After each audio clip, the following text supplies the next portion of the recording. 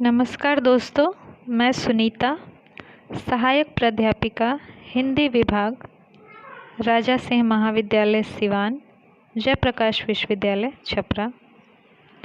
आज स्नातक द्वितीय वर्ष में हिंदी रचना में संकलित रेखाचित्र गुंगिया की रचनाकार महादेवी वर्मा जी के जीवन का परिचय प्राप्त करेंगे। महादेवी वर्मा जी छायावाद के 4 स्तंभों में से एक हैं। वो एक प्रख्यात कवयित्री होने के साथ साथ गद्य में भी अपनी अमिट छाप रखती हैं। महादेवी वर्मा से आप सभी अवश्य परिचित होंगे। उनकी कविताओं के साथ साथ ही गद्य रचनाओं में बदलू, बिंदा, रामा, सोना, गौरा ऐसी कई रचनाएं पाठ्यक्रमों में शामिल है। इसीलिए आप इनसे अवश्य ही परिचित होंगे और इनमें से कोई ना कोई रचना आपने अवश्य पढ़ी होगी। चलिए बात करते हैं महादेवी वर्मा जी की।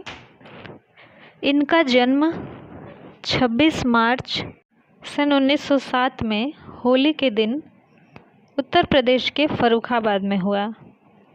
क्योंकि कई पीढ़ियों के बाद उनके परिवार में लड़की का जन्म हुआ था, इसलिए बड़े लाड़ प्यार से उनका नाम महादेवी रखा गया और उनका पालन पोषण भी बहुत ही लाड़ प्यार से हुआ। शिक्षा प्राप्त करने का सिलसिला चला क्योंकि इनके पिताजी प्राध्यापक थे और माताजी इनकी घरेलू महिला थी और आस्तिक थी। पिताजी नास्तिक थे, तो ये दोनों माता पिता का समन्वय इनके व्यक्तित्व में दिखाई देता है।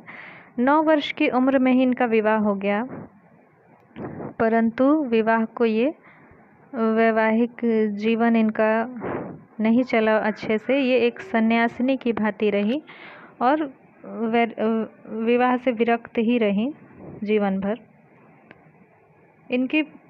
इन्होंने संस्कृत से एमए किया इलाहाबाद विश्वविद्यालय से और प्रयाग महिला विद्यापीठ की प्रधानाचार्य भी रही व बाद में कुलपति भी रही। और इनके हिंदी साहित्य में इनकी सेवा के लिए इन्हें कई सम्मान प्रदान किए गए। 1956 ईस्वी में पद्म भूषण, 1982 में ज्ञानपीठ पुरस्कार, 1988 में पद्म विभूषण इनको प्रदान किया गया। छायावाद के 4 स्तंभों में से एक हैं महादेवी वर्मा जी और इन्हें पीड़ा की कवयित्री कहा जाता है। आधुनिक मीरा भी कहा जाता है क्योंकि ना ये केवल एक कवयित्री थी बल्कि एक समाज सेविका भी थी जो महिलाओं की दशा पर इन्होंने बहुत कुछ लिखा और उनमें जागरूकता पैदा की। इनकी प्रमुख रचनाएं, काव्य रचनाएं देखी जाए तो निहार, रश्मि, नीरजा, सांध्य गीत, दीपशिखा ये प्रमुख काव्य संग्रह हैं। गद्य में इन्होंने कहानी, उपन्यास, नाटक ये सब नहीं लिखे हैं, परंतु फिर भी गद्य में इनकी सशक्त उपस्थिति है रेखाचित्र, निबंध व संस्मरणों के माध्यम से। इनके रेखाचित्र के संग्रह हैं अतीत के चलचित्र, स्मृति की रेखाएं, संस्मरण में पथ के साथी, मेरा परिवार और निबंधों में श्रृंखला की कड़ियाँ। अतीत के चलचित्र में ही इनके जीवन के वास्तविक जो पात्र हैं जो इनके जीवन में आए उनके विषय में इन्होंने रेखाचित्र उनके लिखे हैं, जिनमें रामा, बदलू, घीसा, लक्ष्मा ये सब शामिल हैं।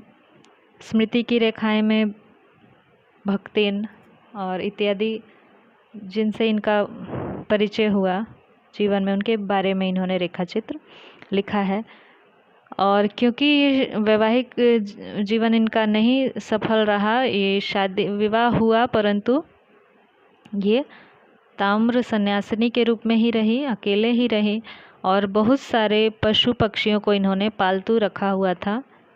गाय, हिरण, कुत्ते, बिल्लियाँ, नेवला, मोर, बहुत सारे पालतू पशु पक्षी इनके घर में इनके साथ रहते थे और उन पर भी इन्होंने लिखा है।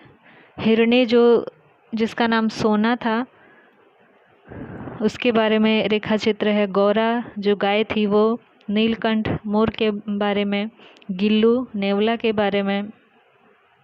इस तरह से इनके सभी जानवरों के को ही अपना परिवार मानती थी और अपने सेवक जो उनके नौकर चाकर थे, जिनमें भक्तिन और भी कई सारे सेवक सेविकाएं, उन्हीं को ये अपना परिवार मानती थी और उन्हीं को अपने बाल बच्चे की तरह प्यार करती थी। 11 सितंबर 1987 में महादेवी वर्मा जी का निधन हो गया।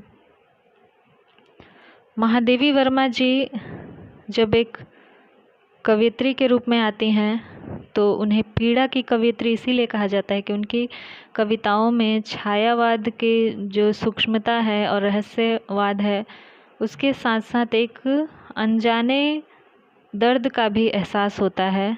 जैसे मधुर मधुर मेरे दीपक जल, या फिर जब वो कहती हैं मैं नीर भरी दुख की बदली, तो अनायास ही उनके हृदय में जो दर्द है वो कविताओं में छलक आता है।